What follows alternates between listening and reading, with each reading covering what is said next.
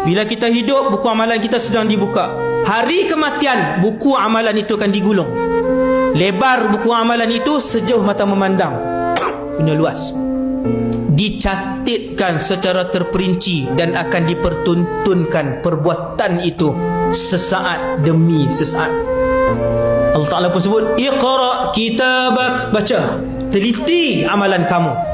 Kafa bi nafsika al-yawma 'alaika hasiba. Cukuplah kamu menjadi saksi dengan apa yang kamu buat.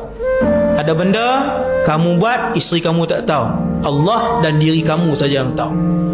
Ada benda yang kamu buat, suami kamu pun tak tahu, Allah dan kamu saja yang tahu. Sebab tu bila bentang tu, Allah Ta'ala kata, aku bentangkan ni, tengok, cek, teliti, cukup kamu menjadi saksi. Tak perlu panggil orang.